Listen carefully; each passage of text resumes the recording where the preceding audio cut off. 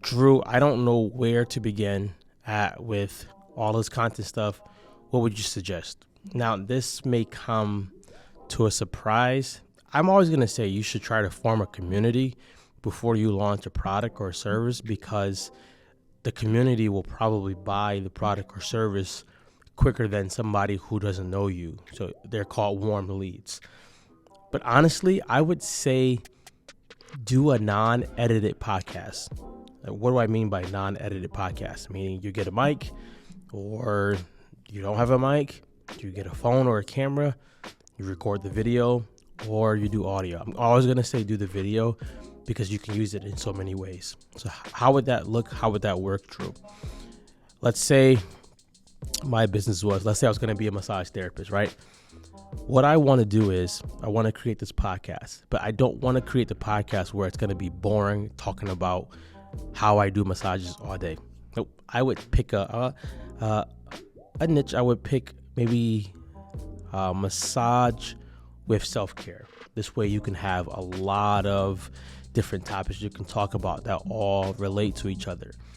I would also think about getting guests who are either a big name if you can get them on for free, or I would honestly say think about getting people who are smaller companies that need promotion. Cool thing with this is you get to build some good relationships, and the better thing with this is you get more episodes on your podcast. Now, how does this look, Drew? If I was doing this, if I was a massage therapist, I would start this podcast and I would post this podcast, not edited, which means I don't have to worry about editing. I can just record it and then upload it to my podcast host, which we'll talk about. I would do it 3 times a week, and it'd be only like 5 minutes. Each time be 5 minutes.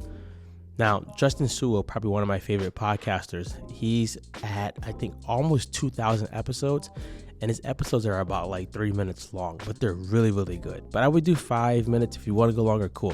The reason why I would do 5 minutes 3 times a week is I will record once for 15 minutes. Let's say on Mondays, I recorded once for 15 minutes. Then I would just literally cut those clips up. One on Monday, part on Wednesday, part on Friday. What I'm doing is I'm giving listeners something to have to listen to weekly, and I'm giving the clients that will be coming or my community something to have to be fed weekly. Now, if you want to go a little step further, you could do this. Instead of recording just 1 episode on Monday, you can record 2, and then you have content for that first week and then the second week, so you don't have to record every week. Now, what do I do with these podcast episodes or stuff like that? What you can do is there's tons of ways you can do it now that AI has come up with, where I want to now cut those little 5-minute clips up to maybe minutes, like a minute. And now I can post that to Facebook. I can post it to Instagram. I can post it to TikTok. I can post it to LinkedIn. I can even put it in my email, of course, YouTube. Now I'm just using that time of me feeding my community to be able to feed other people as well. The great thing with this is it's a low barrier of entry for you. It's low stress, and all you're doing is talking about your topic or interviewing someone talking about the topic as well. It's overlooked because it's not sexy, but it actually works, because now you're not sitting there every day thinking about what do I need to post for content. You can post those clips on the same days, right? And there's schedulers and things like that where you can upload your clip and it'll post to Facebook, Instagram, YouTube, all that stuff for you all at once and the click of a button.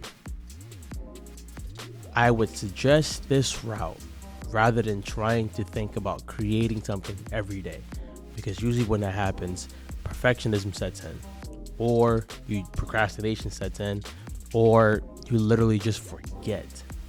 And the goal of having this content is first to feed your community, position yourself as an authoritative role, and then to be able to give people something to actually listen to and look at more than once.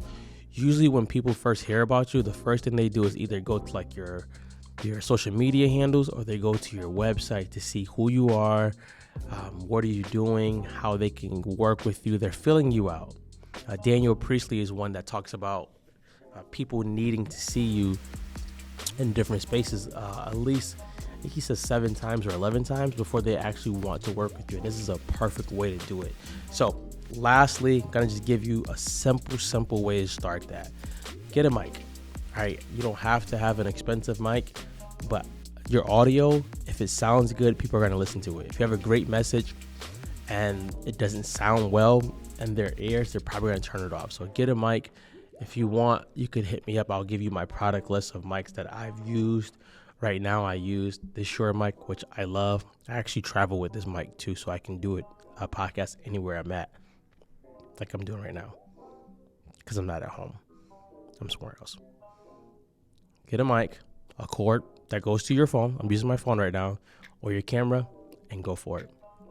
Second thing is, you want to actually think about creating the place where the podcast is going to be hosted, which is called a podcast host, right? What I use Spotify. It was formerly known Anchor, and now it's known as Spotify. It's super simple. You can record right in that platform, or you can record it on your phone anywhere you're at, and you can just go ahead and upload it, and then you can schedule them out. Does it take work? It takes a little bit of work, but you want your business to grow, but you also want the community to grow as well. And with that being said, I think this is the best route to go about doing it. Sure, you can hire a content team to do all the work for you. That's going to be more expensive. That does have its pros and cons. But I believe just starting a podcast could be a huge benefit. Now, what I'm going to do is I'm going to actually post this. No edits. I'm going to just post it just as it is. If you want to get into editing, cool. That gets a little tricky and that's going to take more time. But trust me, even just starting off with no edits, the audience will love it. And you'll start to feel more authority in your position. And you'll also be like a hometown hero. So take that advice, get unstuck, and go be great.